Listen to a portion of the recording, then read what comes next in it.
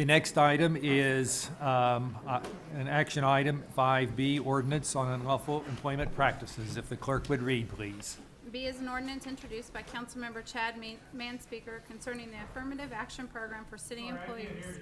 I'm sorry, would you speak closer? B is an ordinance introduced by Councilmember Chad Manspeaker concerning the affirmative action program for city employees, amending City of Topeka Code Section 2-135020 and 2-135040, and specifically repealing said original sections. Thank you. Mr. Manspeaker, would you care to introduce the ordinance? I would actually turn it over to the city attorney, Mr. Sublett. Mr. Sublett? Thank you. The ordinances before you would make a few changes to, can you hear me? Topeka Municipal Code Sections 2.135.020 and 2.135.040. The first change would be really in line 19, adding sexual orientation and gender identity as categories that the city will make a good faith effort to employ and treat equally. Page 1, lines 22 through 25, includes a definition for gender identity, means the persistent sense of one's gender-related identity, appearance, behavior, and other characteristics of an individual as perceived by the individual or another and without regard to the individual's actual or assigned sex at birth. Lines 26 and 27, sexual orientation means perceived or actual heterosexuality, homosexuality, or bisexuality. Still on page 1, lines 28 through 31, a good faith effort to treat employees equally without regard to sexual orientation will include an effort to contract for health care coverage for domestic partners registered on the city's domestic partner registry and any children of such registered domestic partners. The last change, I believe, is on page 2, line 37, and that's to add gender identity into the groups of people protected in compensation, terms, condition, or privileges of employment. I believe that is the last change. Thank Are there you. questions to the city attorney? Mrs. Ortiz? Thank you, Mr. Mayor. This says that we will do this in good faith, is that correct? Yes, Councilwoman. Can you define good faith for me? Good faith effort would be, as an example, we have put in our RFP to see what the financial impact would be of covering employees in health care coverage. So just an effort that we make. We'll make any and every effort, correct? But Yes, that doesn't Councilwoman. mean that it shall be done, is that correct? That is correct, Councilwoman. Thank you. Because I really want the public to know that, you know, I've had people say that, you know, and I've heard them testify and say that, so they can get their health insurance and they can, you know, be on the same insurance and the same benefits. But this doesn't guarantee that, and that needs to be very, very clear when they read that. It just says that we'll put a good faith, we'll put every effort, but there's not a guarantee. That doesn't mean it shall be done, and that needs to be noted, I believe. Thank you, Mr. Mayor. Thank you. Are there other questions to the city attorney? If not, we will proceed then with the public comment. We have 17 speakers who have signed up to speak, and we have the same general rules, procedures. I'd like to have you keep it within 4 minutes as much as possible. The first speaker is Vicki George, to be followed by Louis Dalton.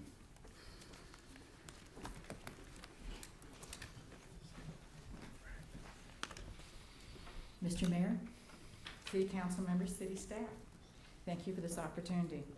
In 1857, a minister of my Unitarian faith, the Reverend Theodore Parker, called for the abolition of slavery with these words: "I do not pretend to understand the moral universe.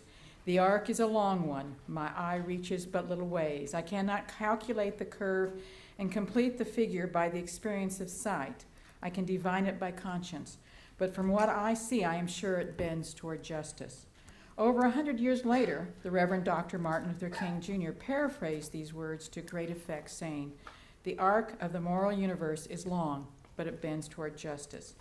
This is the history of America: increased inclusion of groups originally denied access to justice and protection in employment, voting, housing, etc. Many of the ancestors of those present today were once excluded from the rights of life, liberty, and the pursuit of happiness mentioned in the Declaration of Independence.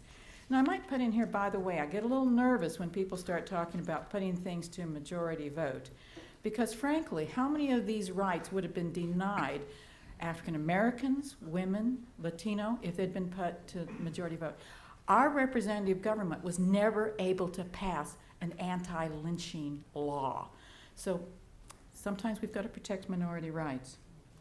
The 18th century was marked by massive immigration accompanied by discrimination and violence against various groups: Irish, Chinese, Germans, Jews, Mexicans, Catholics, Italians.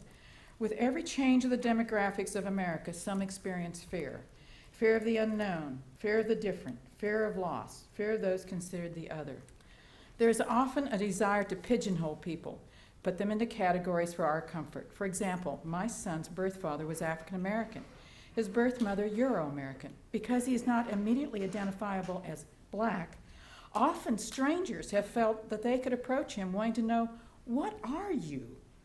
Yet even now, the U.S. Census will allow him to self-identify the race or races with which he most closely identifies. He is beyond the binary categories of either black or white.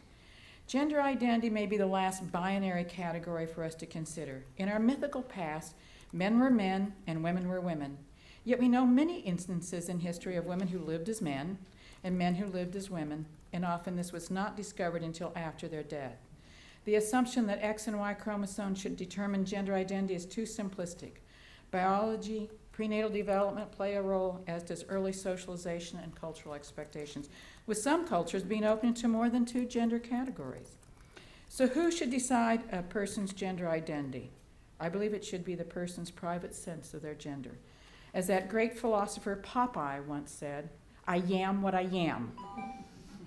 In closing, I support passage of the ordinance to prohibit employment discrimination based upon gender identity. Help the arc of the moral universe continue the bending toward justice and embrace diversity.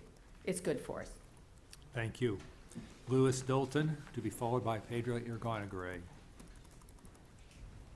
Looks like a lot of people gave up on you. I rise to oppose the ban on discrimination by gender identity. The only right this would give to the LGBT community, LGBTs, is a justification to sue the people they hate. This ordinance would add gender identity to the city's employment and affirmative action ordinance. This would mandate the city begin offering health care benefits and certain protections to employed individuals who have self-determined their identity, their gender for today. What they found in California when they passed this was that sometimes they felt like women and sometimes they felt like men. And so one day they were one and one day they were the next. Gender identity is an ambiguous and poorly understood term. Despite the definition that was read, didn't help me any. It's used to describe individuals who, despite their physical characteristics, have decided that they are actually the gender opposite from that which they were born. For some, this is just a way of rebelling against authority, like the police. I can't imagine the problem it will create for them when they arrest somebody who says, "No, yes, I have one of those, but I feel like a woman today." Individuals claim to be male one day and female the next, and the government has to find a way to deal with it. It adds a protected class that is not found in state or federal law. Creating such a protected class of employment within the government of the city of Topeka is dangerous and confusing and may have many unintended consequences that we can't see now. I agree with Bill Cosby when he said, "I'm tired of people with a sense of entitlement, rich or poor, I'm really tired of people who don't take responsibility for their lives and actions. I'm tired of hearing them blame the government or discrimination or big whatever for their problems. Yes, I'm tired, but I'm also glad to be 62. Because as Dr. Cosby said, mostly we're not going to have to see the world these people are making. We're just sorry for our children. Thank God I'm on the way out and not on the way in. Again, I say that if you want to institute a ban on discrimination by gender identity, then I request that you put it to a vote of the people as an initiative in a general election so that your constituents can vote on it and decide if they want to, this is something they want to see happen in Topeka. Thank you. Thank you. Pedro Aragonagaray, followed by Jim Lord.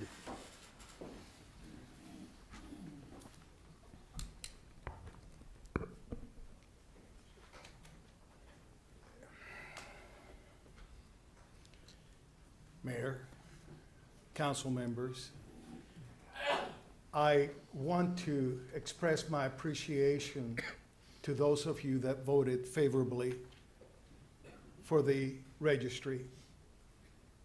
It's a tremendous step forward for Topeka.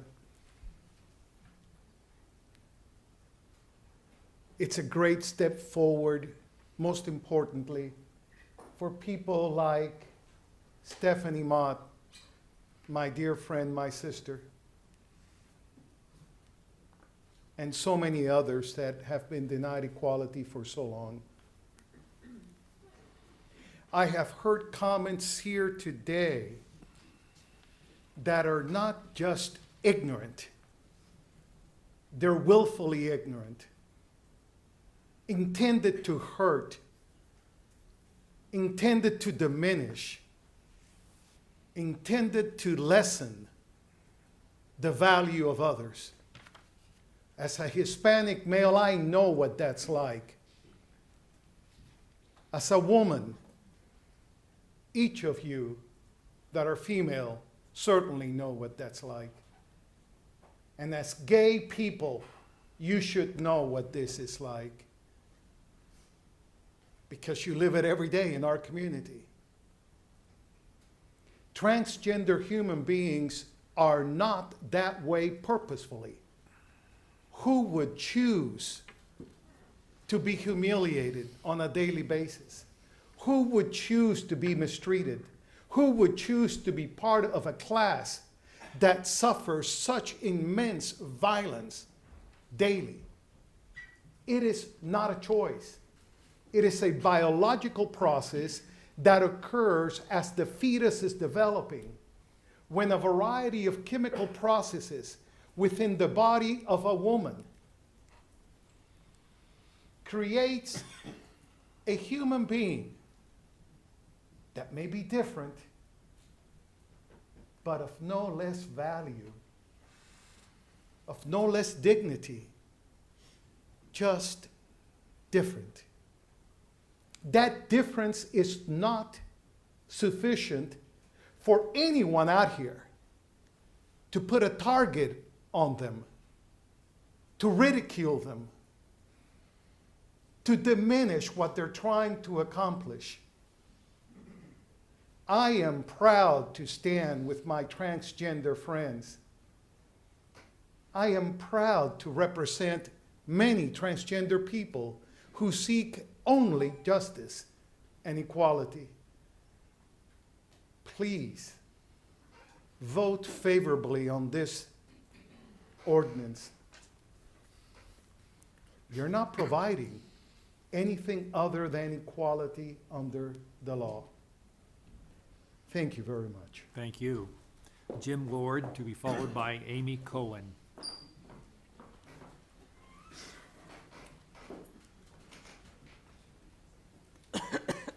Thank you again, Mayor and Councilman. I too want to thank those who were brave enough to vote against the last ordinance. Thank you. Thank you. Thank you. I doubt very seriously there's anything I can say that will change anyone's mind that sits before me. Your minds were made up when you came. I remind you that decisions have consequences. And I would encourage you to, again, reconsider and vote no on this issue. And if you can't vote no, put it to a public vote or veto it, Mayor. That would be my suggestion. So I will, again, state, vote no. Thank you. Thank you. Amy Cohen, to be followed by Harry Bishop.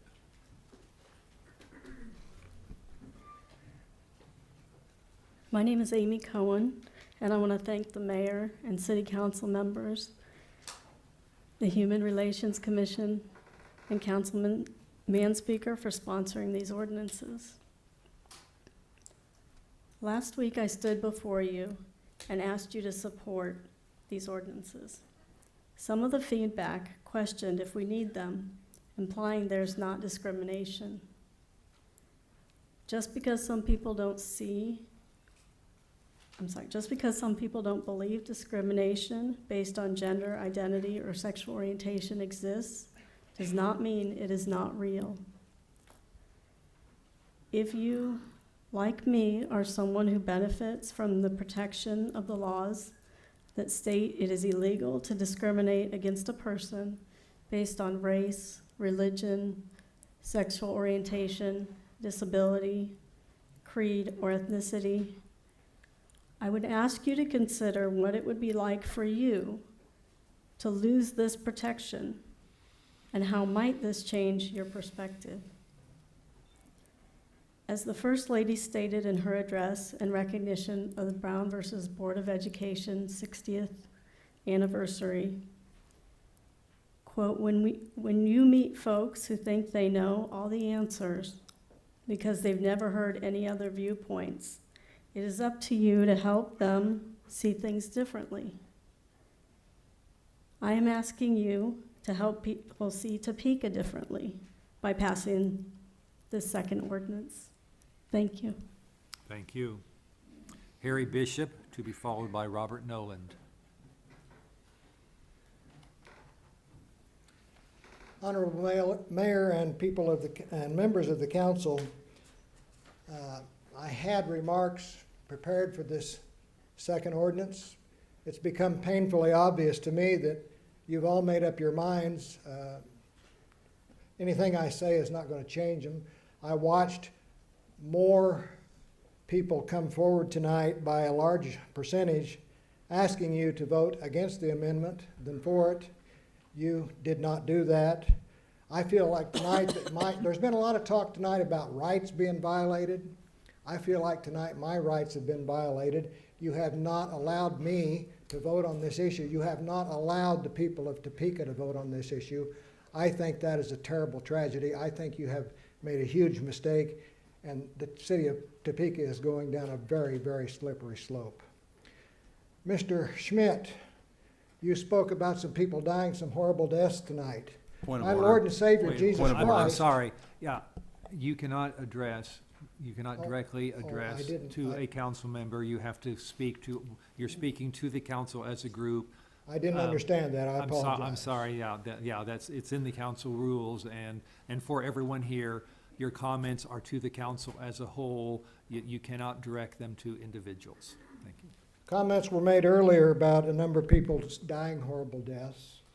And I just want to state that my Lord and Savior Jesus Christ suffered a much, much, much more horrible death than anything that was mentioned tonight, and he never did anything wrong. But he died for the sins of all of us. I truly, truly, truly appreciate Elaine Schwartz, Sylvia Ortez, and Richard Harmon for their vote no. I think they did the right thing.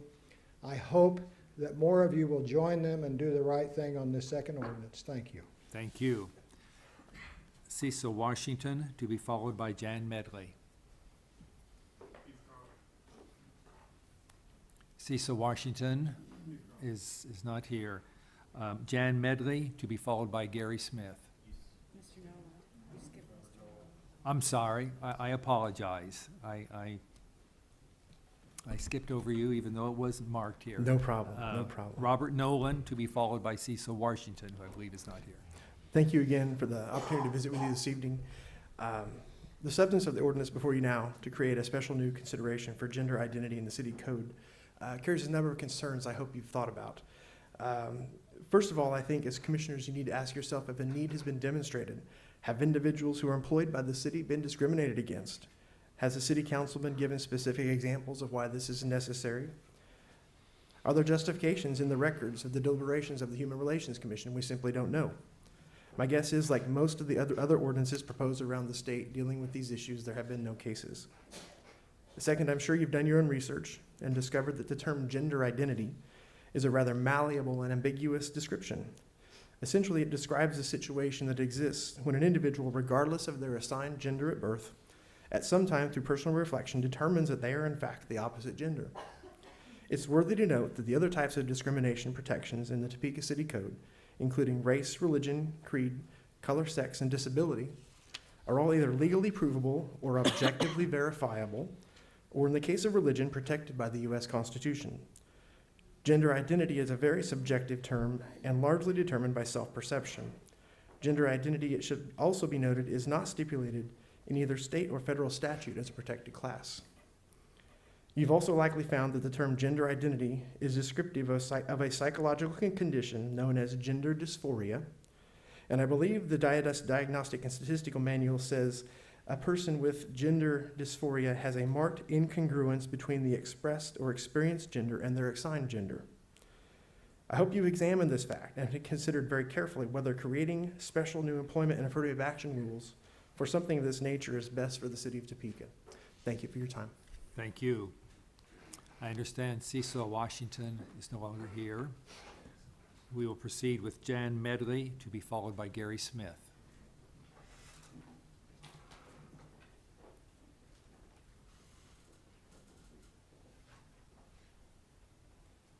Mayor and council members, I came earlier tonight asking you to oppose 2 ordinances. I was dumbfounded to realize that you apparently were not hearing the majority of even the people who spoke in this room. You were not willing to allow this issue to go before the voters of Topeka. That concerns me. That means many people were not represented when this vote was taken tonight. And all of you represent a specific area of the community. And I don't know that you're hearing what your communities are telling you. I'm concerned by the efforts of the City Council to create employment and affirmative action policies for a new category called gender identity. Gender identity is a term that describes the conditions of a psychological condition, as it's been explained before, that is a disorder. I believe that creating protections for such conditions is not good policy. The traditional categories of protection, such as race, religion, ancestry, disability, among others, are legally provable or granted protection in our Constitution. This is appropriate. Contrary to these existing categories of protection, gender identity is a characteristic that is self-determined, is self-chosen.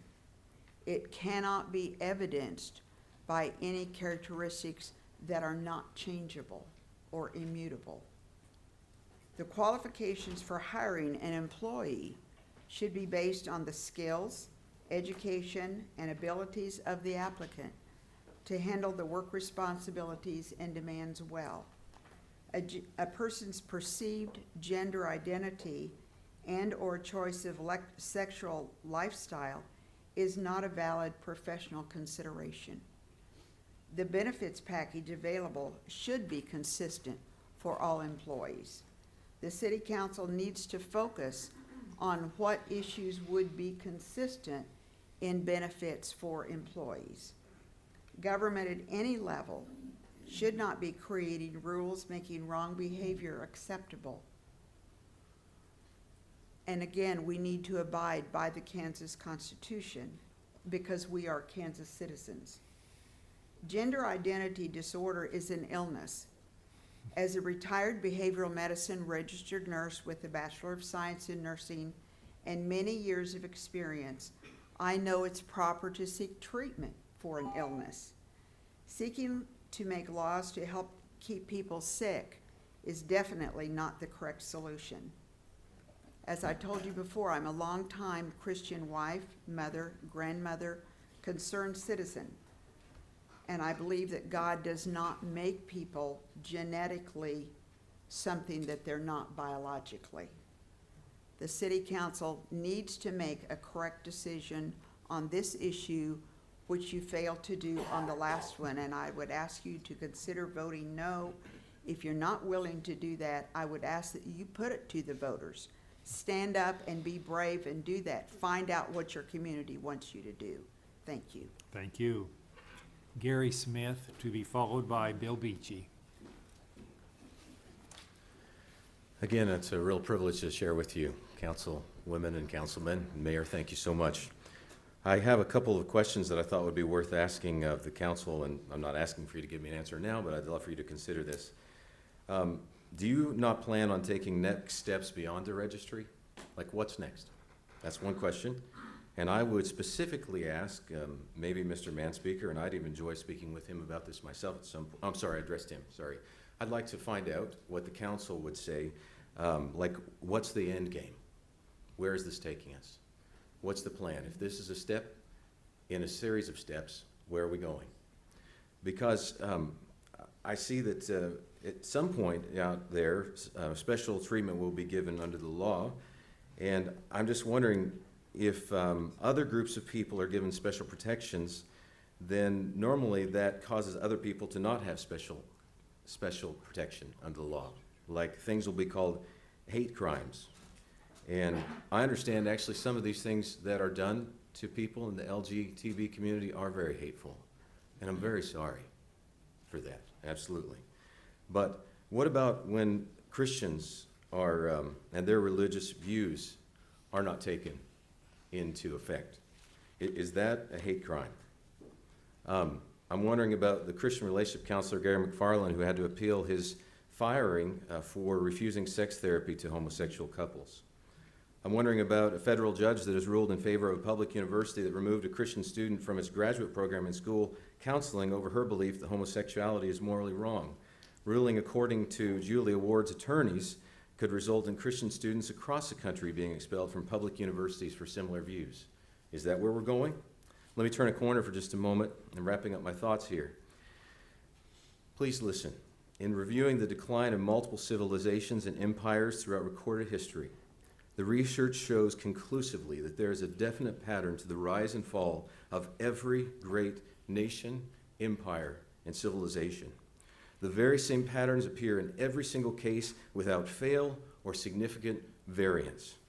I want to give you two of those. Here they are. When traditional meaning of marriage and ceremony is lost, alternate forms and definitions of marriage, when they arose, civilizations began to nosedive. Increased tolerance for sexual perversions of all kinds, particularly homosexuality, turned civilizations into nosediving civilizations. Obviously, that data must have been generated by some radical far-right religious organization, or probably a Republican with connections to serious political agendas. But the author relates no religious affiliation whatsoever. In fact, in researching the author, I can find no evidence of religious affiliation or conservative political perspective. The author was noted sociologist and historian Dr. Carl Zimmerman in his book, Family and Civilization. It's a scholarly work, pure historical, sociological, and scientific. I implore you, City Council, where are we going? What's the next steps? You find out the end game, because I don't think that you will appreciate where it's going. I love this community, and I want to care for them too, but I'm just telling you, various serious ramifications are down the line. And so I pray that you consider that with great wisdom. Where are we going? Thank you. Thank you. Bill Beachy, to be followed by Leatra Studer. Hi, I'm Bill Beachy. The Human Relations Commission, again, considered this ordinance for the last 2 months, and unanimously, with only one abstention, has agreed to it and recommends it to you as a fairness ordinance for Topeka. And I forgot to mention earlier that 5 of us volunteer commissioners are sitting on the front row. We're glad to be here tonight. Thank you. Thank you. I'm sorry, yeah, Mrs. Ortiz. I have a question for Mr. Bill. Beachy, I think you have a question for Mr. Beachy? Can you tell me who abstained to that? You said you had one vote that abstained? Is it okay if I check with that person to say okay? Well, because all along, we've been told that the vote was unanimous. Yeah, well, we had one abstention. Yeah, Stephanie Mott, Okay, thank you. yeah. Thank you. Leah Trustuder, to be followed by Joe Foreman.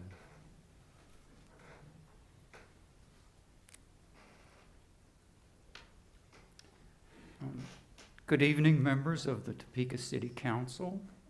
I have come to speak regarding item number 5B. I wish to speak in favor of expanding the unlawful employment practices ordinance to add gender identity to the classes protected from discrimination in the city of Topeka employment. I have lived in Kansas 60 years of my life. Topeka has been my residence for the last 12 years. I'm recently retired from 13 years of service in the Kansas Department of Health and Environment. I am a transgendered person.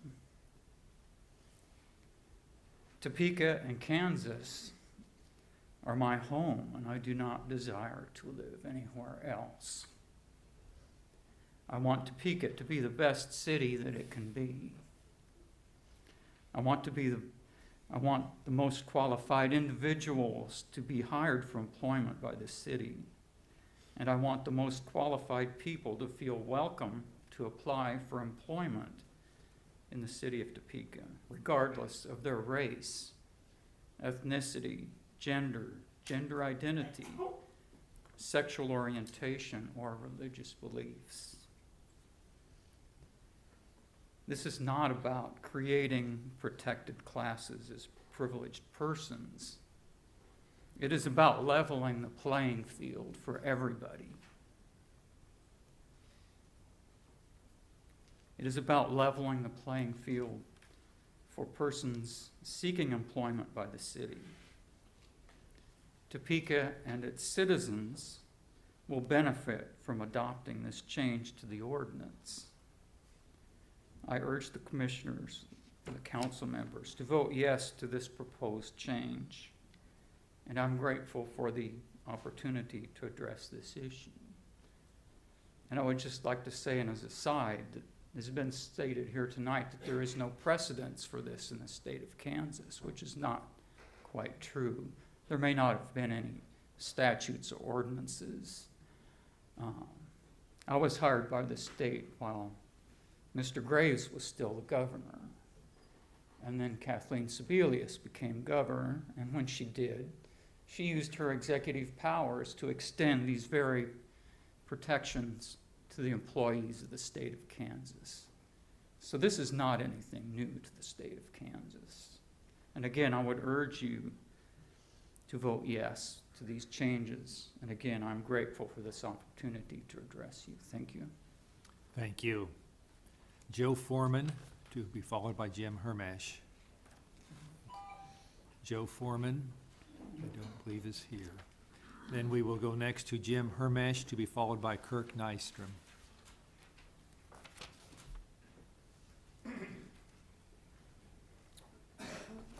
Mr. Mayor, City Council members, as some of the others have said this evening, I'm not sure that you're listening. I've spoken with a lot of people in Topeka about this, and the ones that I've spoken to are not in favor of your previous vote. I hope that you will listen to the people that have asked you, and I'm asking you again to please vote no on this proposal. Thank you. Kirk Nystrom, to be followed by Stephanie Mott. Kirk Nystrom, I don't see them here. So we'll go to Stephanie Mott, to be followed by Judy Pfeiffer.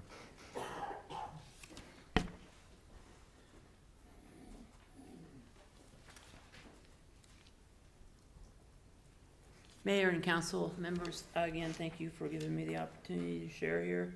I'm going to read something that I posted on Facebook on Friday prior to my graduation from Washburn University on Saturday. My first semester at the University of Kansas was in the fall of 1975. I was a 17-year-old math major from Eudora, Kansas, with no idea of the true struggles that were yet to come. Stephen was always supposed to go to KU. Wasn't something I decided, it was just supposed to happen. I finished my first semester a couple of weeks before my 18th birthday, soon after I moved from the math department to the School of Business. By my third or fourth semester at KU, I had discovered alcohol. It took away some of the feelings that haunted me from my first memories. The first thing I remember knowing about myself was that I was female. And the second thing I remember knowing about myself was therefore that meant that something was drastically wrong with me and I had to hide it and I couldn't talk about it. The feelings assembled and attained in those first 18 years were feelings of confusion. Not confusion about who I am, confusion about why I couldn't be who I am. There was fear that people would discover my secret and shame of believing that I was not pleasing in the eyes of the God who created me. There was pain from having to pretend to be a young man and seeing all the incredible young women who got to be the person I needed to be. Alcohol took those feelings away, and it was not long before I was using alcohol to hide from my pain, shame, and fear. I struggled to stay in school, but I soon dropped out. Some 30 years later, I would turn 48 years old in the Topeka Rescue Mission. Still trying to live as a man, having nothing to show for those 30 years but bridges burned and the people who were left in my wreckage. Having nothing left to lose can be a great motivator. For it was then, in 2005, that I finally decided that I could not successfully live as a man. God knows, I tried. I was blessed enough to find a church where I could be my true, authentic self without fear of judgment and persecution. I found a job. A year after that, I stopped pretending to be a man and began living full-time as Stephanie. Almost 2 years after that, I was laid off from that job, and I decided to go back to school. In April 2009, I began at the University of Phoenix. By the following April, I had an associate's degree in human services management. That August, I began in the social work program at Washburn. On Saturday, I walked across the stage during commencement ceremonies, having achieved a Bachelor of Social Work degree. And a week from tonight, I start pursuit of my master's degree. My University of Kansas grade point average was 2.39. My University of Phoenix GPA was 3.97. My Washburn GPA is 4.0. I've been sober for over 8.5 years. There was never anything wrong with me. The only thing that was wrong was that I couldn't be me, did not become Stephanie. Stephanie was uncovered. She was released. She was born in the light of truth and kindness and love, and I cannot imagine how anybody could possibly find anything wrong with that. There have been many amazing people who have helped me realize some amazing dreams. Not the least of those dreams is to be able to live as Stephanie without fear, without shame, and without pain. When I walked across the stage on Saturday morning, I carried those people in my heart. People who nurtured me and taught me, raised me, loved me, inspired me, and gave me the strength to put one foot in front of the other again and again and again. To each of those people I say, we are going places, you and me. We are going places because you were there for me and with me. Thank you. Thank you. Judy Pfeiffer.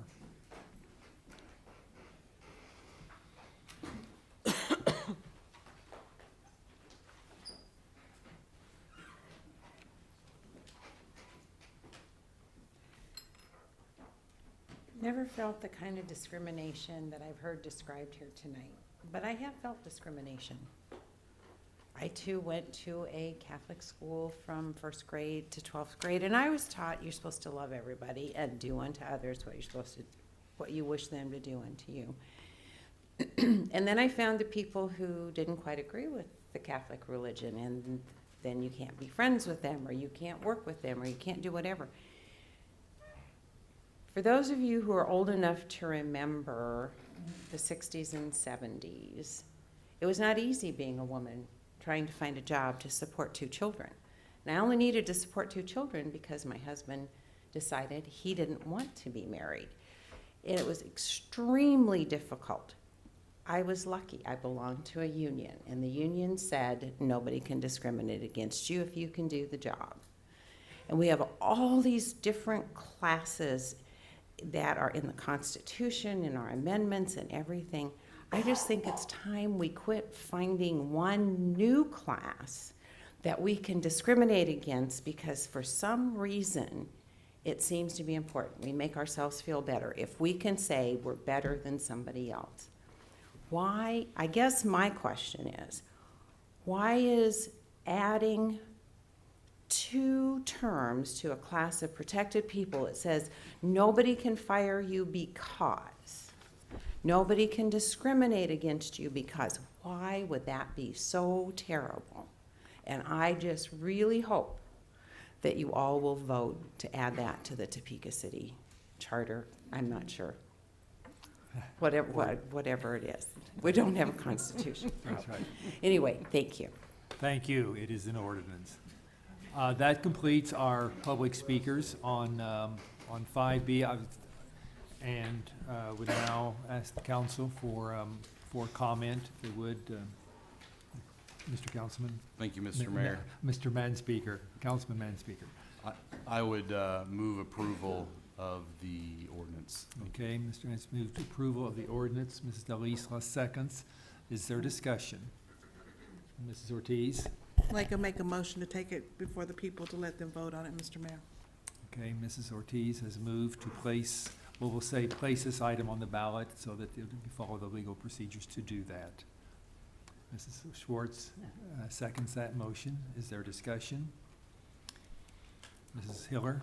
Once again, I will vote no on that. In this case, this is an ordinance about the employment practices of the city of Topeka, of which we are the policy-making body, and I believe it's appropriate for this body to make that decision. Thank you. Is there other discussion? Mrs. Everhart? Yeah, in fact, one of the reasons I didn't support trying to do that before is we don't have initiative in referendum, and I don't think these would be proper ballot questions no matter what. So I refer to the city attorney who really makes that decision, I guess, but I don't think they are. And, Well, did you, Ms. Delisla, I'm sorry, did you want to respond to that, city attorney? just real briefly, if an ordinance is an administrative ordinance, it's not one that's appropriate for a ballot question. That's why I said we would look at it to determine whether these were administrative ordinances or other types of ordinances if we were to entertain that. Thank you. Okay. Is there other discussion? All those in favor vote yes, opposed vote no.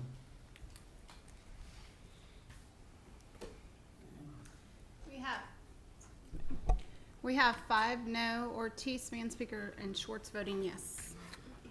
We have 5 voting no, and you went to change his vote to no, but actually 5 voting no, it is not passed, and we will let the minutes reflect that he is. 6 no? 6 no.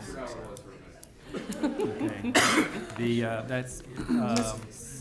The motion is defeated. Mrs. Ortiz? Mr. Mayor, don't we need to make a, doesn't it need, being on the prevailing side, you need to make a motion to reconsider? I believe that's the proper way. Just made a mistake. I think in the past, we have, if someone votes mistakenly, we have allowed them to change their vote. Yeah, I'm not sure. And I would rule in that manner. Yeah, it's not a motion to reconsider. That couldn't come back for 6 more months. Yeah. I think in the past, we've allowed people to change their vote. When they mistakenly Yes. vote the wrong way. So we have before us the ordinance on the unlawful employment practices. Is there a discussion? Mr. Smith? Thank you, Mr. Mayor. I'll be brief. There was a question asked that said, where is this going? And I'm good with treating everyone with respect. And I think that's a good place to go. We get there, we don't need to pass any more resolutions or ordinances. My second point is a question for the city attorney. Which of the added benefits that we just add do we deny to heterosexual employees? None, Councilman. Thank you. Just, Yeah, Mr. Lisa. thank you, Mayor. Just comment echoing what Councilwoman Hiller just stated. This would be an ordinance to adopt practices within the city of Topeka, would not affect anything outside of the city of Topeka, and I am You in mean the favor. city government? In the city government, correct. The city government specifically. I am in favor of this. Okay. We have a motion and a second before us. Mrs. Hiller? Just some brief comments. I thought Ms. Medley actually described the situation that we're addressing quite well, in that, to me, I've spent an entire career in equal opportunity housing and employment, and it's just very, very simple. And that's that everyone should have an equal opportunity for that opportunity for employment, to be treated the same on the job, and if something goes wrong, to have the same rights and opportunities to address those issues. And further, everyone should have the same benefits. And frankly, one would think, as Councilman Schmidt just referred, that would go without saying. We have a room full of people who have testified their faith and their belief in the goodness of people, yet somehow quite a number of people in the emails that we've received and in the comments today have identified that they felt that persons who have different sexual orientation than they are familiar with or comfortable with, or a different gender identity, aren't quite the same and aren't quite equal. And that is exactly why we need to name those categories in this ordinance, because it simply says, we've listed these names of these categories, because just in case that you felt uncomfortable with anyone who would fit one of those categories, it's very important to overlook that and affirmatively treat everyone the same. And with that, I will vote in favor. Okay. Thank you. Are there other comments? Mrs. Elisa? Just a quick comment. One of the things that when we discussed this the first time that I talked about was the word discrimination and what it means. And the other word that we talked about was hate, and why we have to produce protections for classes. I will share with you that as I was here today, I am from a Italian, Hispanic, African American culture, so we are very affectionate towards people. And as I was walking out, so that you understand the level of problem that we have in this community, somebody of the faith, as I was stepping out, I put my hand on this person and they said, "Do not touch me with that hand after that vote." We have a problem. A person of the faith who I knew, said hi to, I touched and I said, "How are you?" And they said, "Do not touch me with that hand." We have a problem. If we think there's no problem, just remember that. Thank you. Are there other comments, discussion? Mrs. Ortiz? I agree, we do have a problem, and after the last time we voted, I got a lot of hate mail. I had a man follow me to my house. You know, the same thing that they were saying they were discriminating, that they were being discriminated, they discriminated against my vote. And you're right, we do have a problem. But this is not going to fix it. I don't believe that. It has to start within, and that's what I believe. And I expect a lot of emails because of my vote, or regardless one way or the other, we're all gonna get it. But when it gets to that point, this is not the cure for it. That's what I believe. Thank you, Mr. Mayor. Thank you. Other comments or discussion? We have a motion before us. It's been moved and seconded on the ordinance on the unlawful employment practices. All those in favor vote yes, opposed vote no. We have 5 yes. Michelle voted twice. So, Yeah, we voted twice. so shall I clear? Is that a yes or no? That is a yes vote, so we have 5 yes. So 5 yes, 3 no. And three voting Ortiz, no. Schwartz, and Harmon voting no. So the ordinance passes. I assume there'll be, if we will go on with the agenda, but I know there'll perhaps be some people leaving. We might take just a few minutes if some people wish to depart before we continue the session, so that we can do that more easily.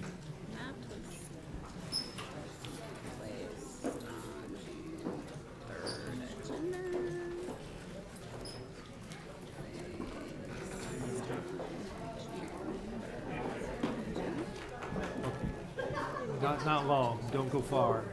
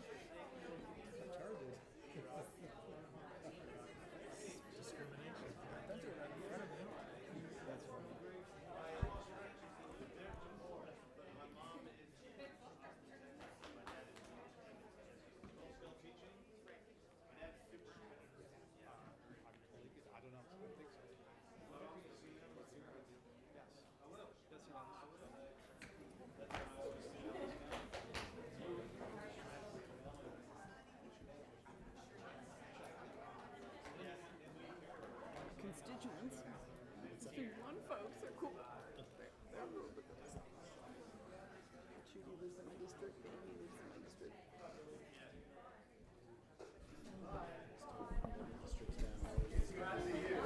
Here, downtown.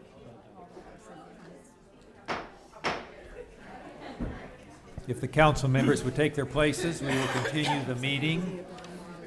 And if you are going to have conversation, if you would please step outside, it'd be appreciated. We're on the action items. 5, C, and D were withdrawn. We're down to item E. Ladies and gentlemen, please step outside for your conversations. I know.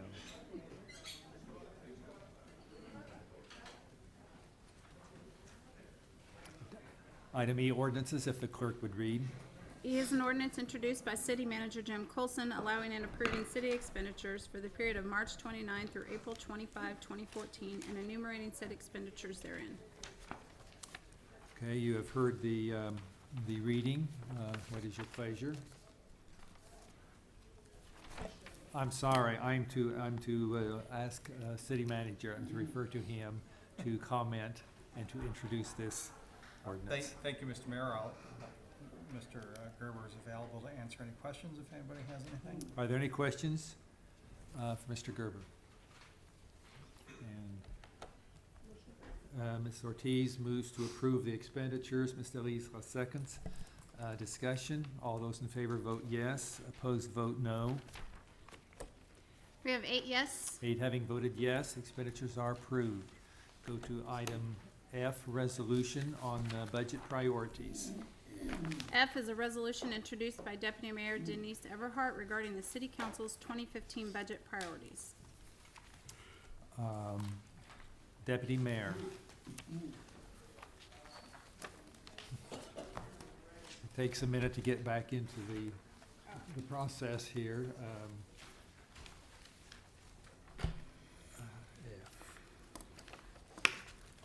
I would just open it up for discussion if there is, I would move adoption, I guess, of the resolution, for discussion purposes, but, certainly open to any suggestions or for change or discussion on the item. And did you make a motion? I made a motion to adopt, She yes. moves to approve the ordinance. Second. Is there a second? Mr. Schmidt seconds. Discussion. Mrs. Schwartz? Thank you, Mr. Mayor. Where's the document? Do we have it? Well, I have one. It was with the budget packet. It was on the Novus. I have a copy here if you would like to see one. The ordinance itself it's that long. It is actually 13 lines long. It could actually be read in its entirety. Okay, it's just that We have an amendment, we have an ordinance that requires the city council to set priorities for the budget preparation on or before the third Tuesday of May each year.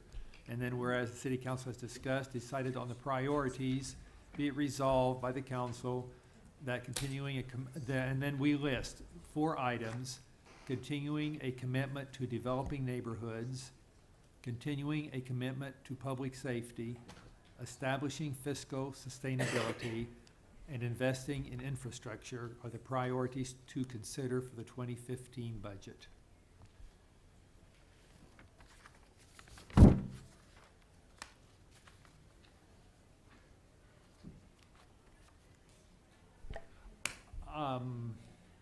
Mr. Harmon? Thank you, Your Honor.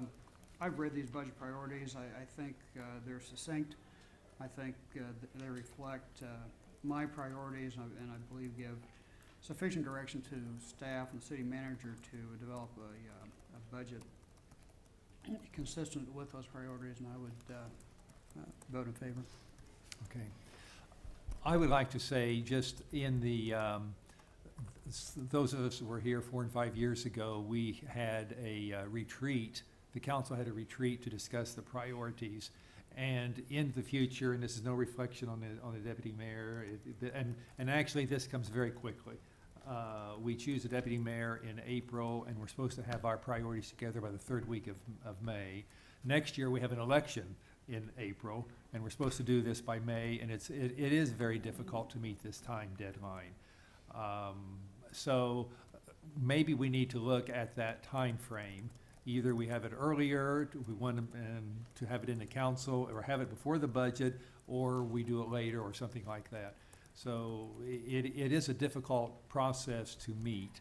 But I think it is important that I think in the past, when we've had those retreats, the council, I think it's good to have the discussion, and we might end up with the same 4, but it's good to have everybody have that opportunity to provide their views, because we run on issues, we feel we're elected on issues, and it's important that we have an opportunity to express what we feel are the priorities for the city. And so with that in mind, I mean, I have no problem with these priorities, but I think it's the process that we really need to look at, and for next year, I would suggest that we maybe do it in a different manner than we did. We have a motion and a second. Mrs. Ortiz. I would agree. I think the timing is correct, is incorrect, or I think the timing is all wrong. And that's probably how I missed it last year, you know, because just trying to get in there and figure out what you're doing, trying to get everybody on committees and thus forth. So I would agree. I did want to ask Denise, on there it had, and supporting infrastructure, the last part of that. Can you kind of explain a little bit on that? Are you saying put more money into infrastructure, or?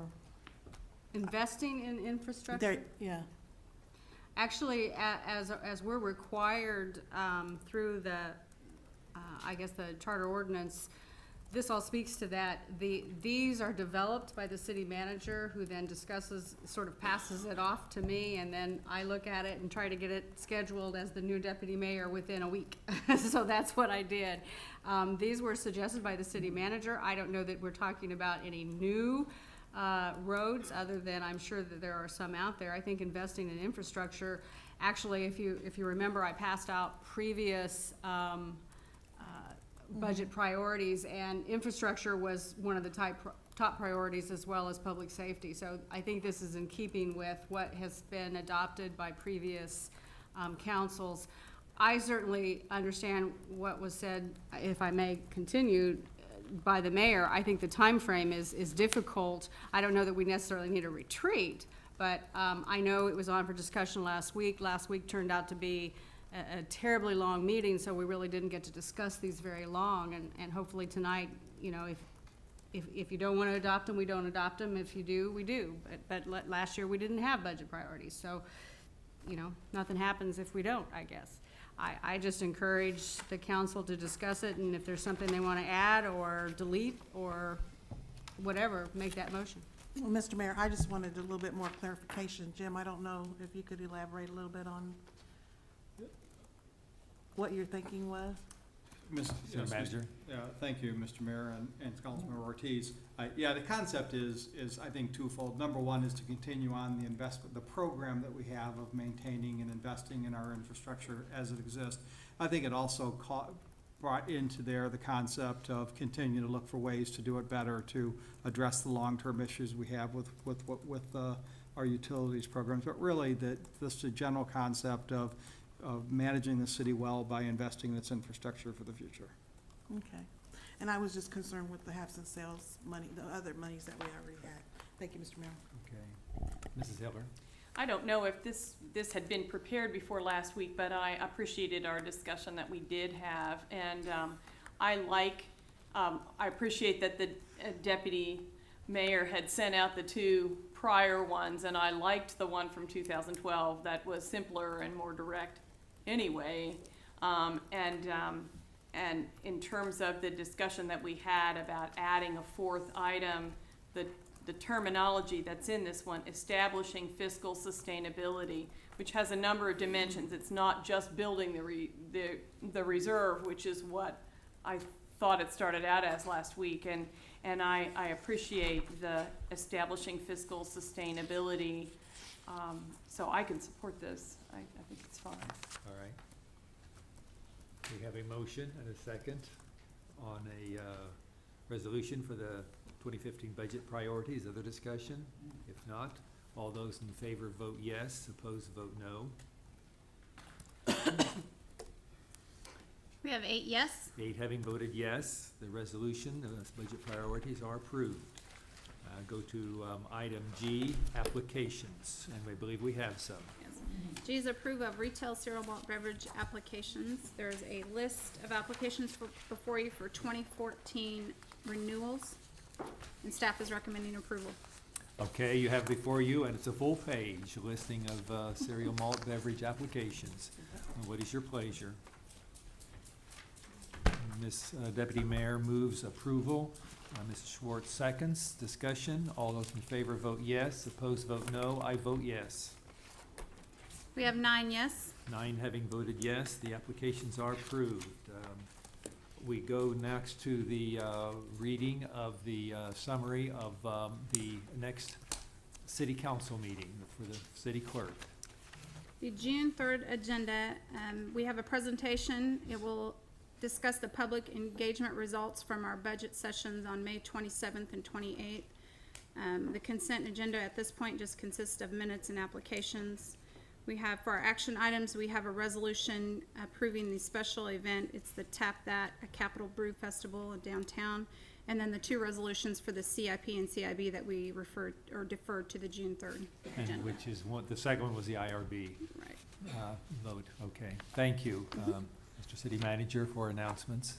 Thank you, Mr. Mayor. There's a lot going on, especially as we initiate the discussions pertaining to budget, but we do also have a very major event that's going to occur in the city, and that's the departure of Chief Miller, who everybody understands that he did a phenomenal job. I'm only saying this not to remind him but we really have been working hard to engage various people to understand what are they looking for in a police chief. And we've had several meetings internally, externally. And I've talked to council members and the deputy mayor. We're going to engage the public in doing this. And we're either going to do it either June 2nd or June 9th, one of the Mondays where we have it. We're trying to figure out the schedule. Right now, there's a little bit of a conflict that we're trying to manage, but we will get that information out very quickly. But the idea is to host a meeting at Holiday and allow the public to come in and really just tell us what they're looking for in a police chief and what they see as working well and you know, what they see as the challenges. And we certainly want to incorporate as we finalize the job description and the recruitment of that. We're not trying to push Ron out the door, but we have to be ready for the inevitable. So that concludes my comments. Thank you. Just two brief comments. I think that the city of Topeka certainly was served well with the appearance of the First Lady. I think I hear very good comments, and the only unfortunate aspect is that sometimes the seats weren't as good as people had hoped they would be. But that's usually a difficulty when we have these very large events. But only excellent comments about how well the four high schools came together, sat together. The high school seniors did an outstanding job, and of course the First Lady was just, I'm always admired, I'm amazed and I admire someone that can deliver speech so well, so meaningful, and so directly to the audience. Secondly, I do want to inform the council that it was too late last week to mention. A week ago, I went to the Kansas Mayor's Conference. These are always extremely, in my opinion, educational events, because you speak to people that, amazing, they have the same issues we do. And it's interesting to hear how many times they handle them. It happened to be in Manhattan, which is, as you know, perhaps has its act together very well. It's about 5 years ahead of us in developing downtown, a new convention center, a series of new hotels they did with Star Bonds. They have a new retail area that they did with the SID. The downtown is becoming an entertainment center. And it's just amazing to see what that community is doing. And I encourage you to visit sometime if you have the opportunity, just to see. I spent an hour and a half with the Manhattan mayor, hearing about the steps they took and how they achieved the things that they did. And the engineering companies in the state say there's more going on in Manhattan in development right now than in any other location. So it isn't just a few of us that see that is happening. And we will go to Mrs. Schwartz. Thank you, Your Honor. You might wonder why I'm dressed a little patriotically, and it's because this is Decoration Week Day, this weekend, Memorial Day, which was celebrated first in 1866 to honor our military men and women that died in action. And then it became one to honor all our veterans who served us. And so you'll see that at the cemeteries, a lot of young kids think this is just the first day that pool's open, but it is really, there is a purpose to Memorial Day. So I would hope everybody celebrates it. And I found a couple quotes. Henry Wadsworth Longfellow said, "They are dead, but they live in each patriot's breast." And George Washington said, "Guard against the impostures of pretended patriotism." So let's celebrate Memorial Day this weekend. Thank you. Mr. Schwartz. I didn't have my time looking over there. Thank you, Councilwoman Schwartz, and we will go to Councilman Schmidt. Thank you. First, I want to say thank you to everybody who participated and helped make the 60th anniversary celebration was what it was, bringing the First Lady here. USD 501 and the National Park Service were phenomenal the entire time. The Expo Center was great. I heard nothing but glowing reviews of all of the law enforcement agencies involved in the whole process. It wasn't quick to get through metal detectors, but it's never going to be quick to get through metal detectors, and it was as quick as it can be. The words spoken by everybody involved, including the First Lady, at the event were phenomenal. The community outpouring and the community spirit that went along with it were also remarkable. I spent all weekend outside in the sun, not too red on the top of my head, but outside in the sun at Sumner and walking from Monroe to Sumner through downtown.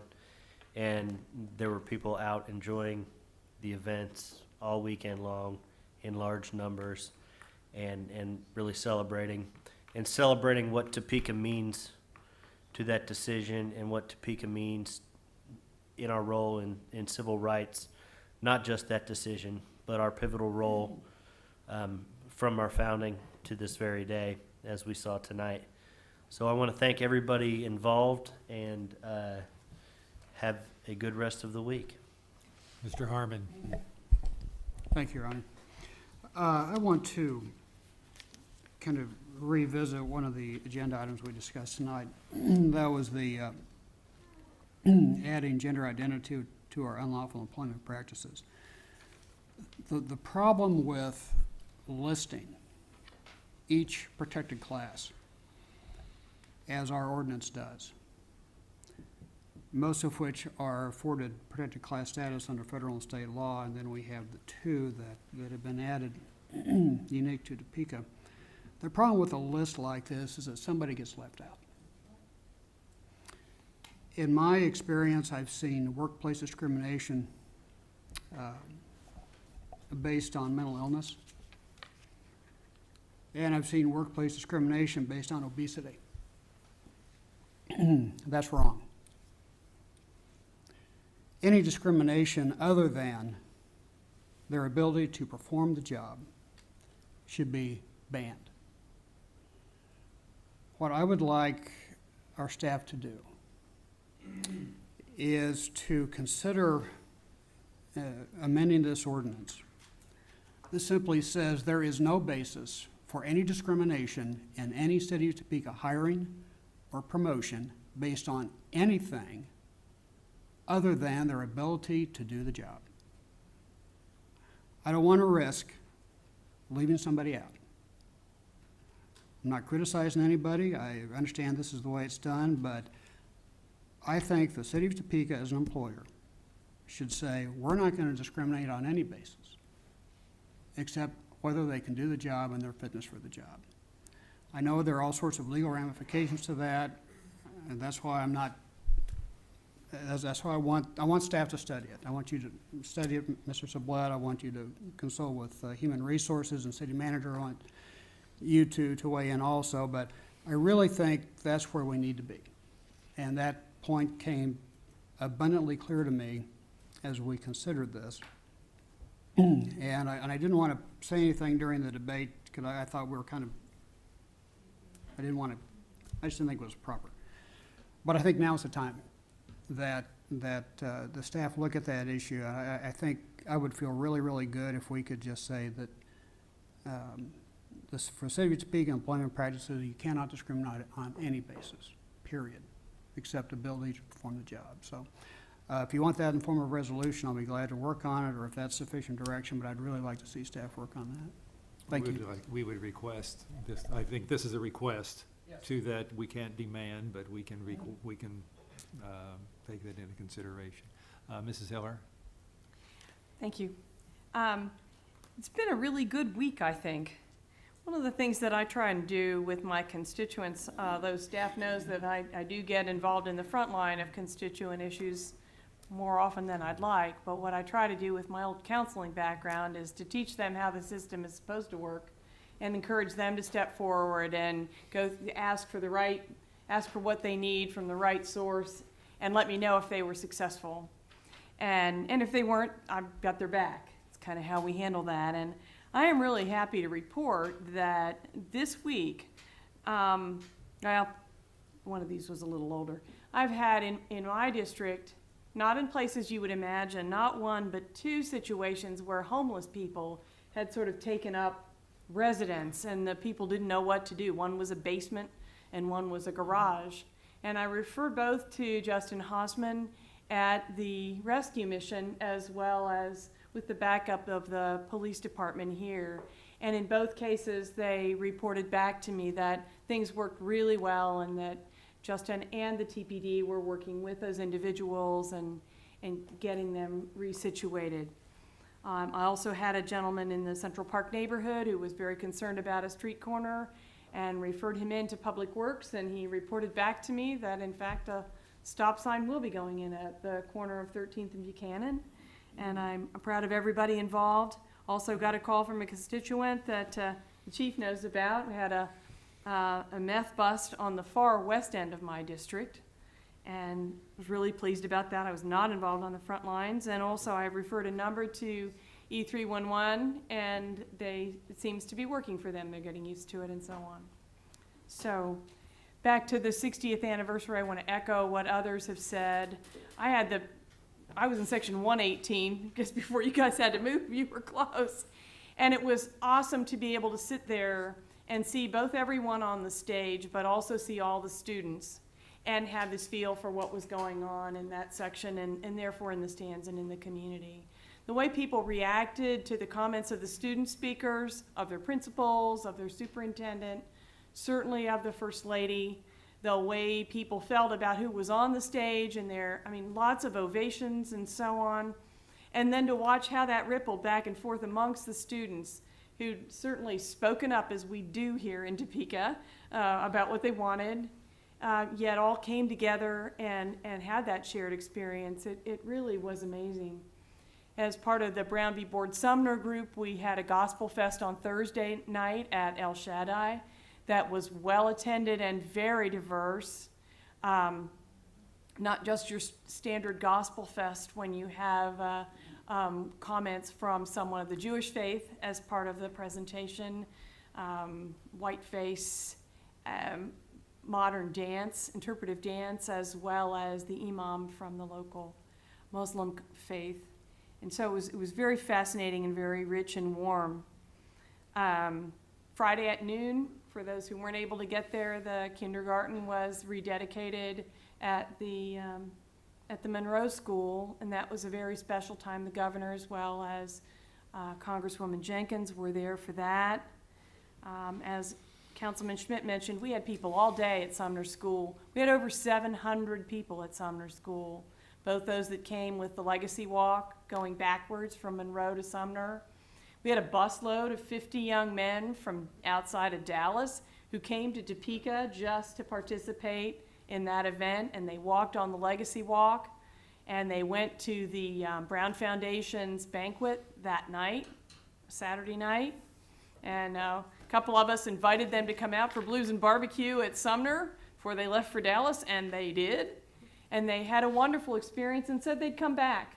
They came because of that heritage and who we are, and it was a really special experience to spend time with them and with everyone. We had teachers that taught at Sumner, people of all ages, all the way back to 1941 up to 1996 who had attended school at Sumner, who had stories to tell and special experiences from that time, and also contributed ideas for future uses, which was part of the reason to have it open.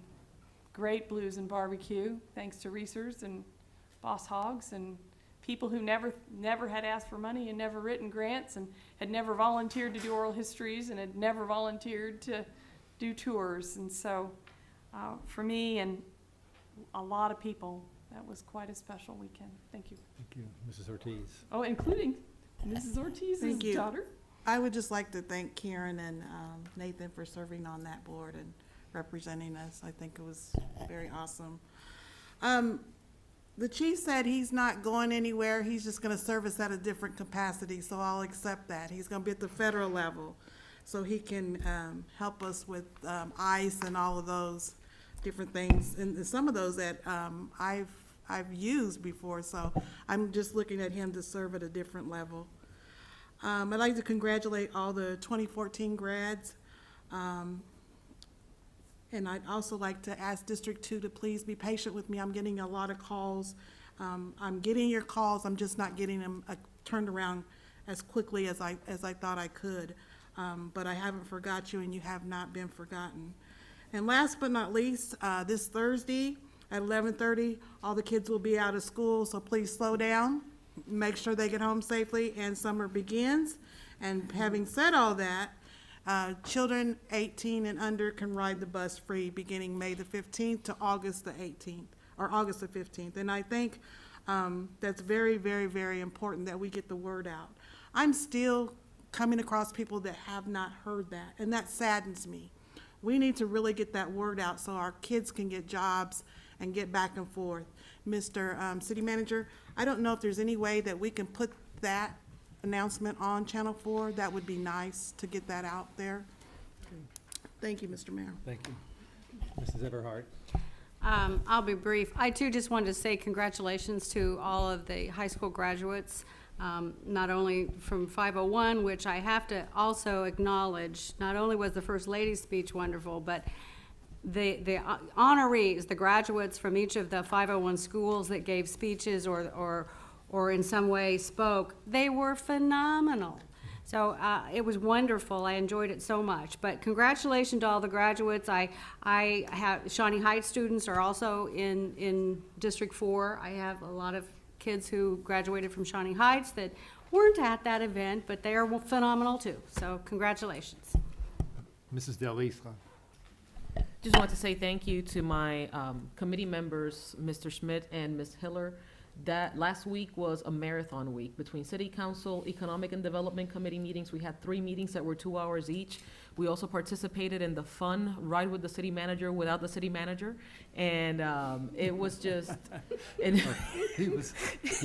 He started. and then we were there as well on Friday. It was a wonderful sight. Mr. Schmidt was recognized by being the person that initiated having the First Lady here, and I just want to acknowledge that as well here.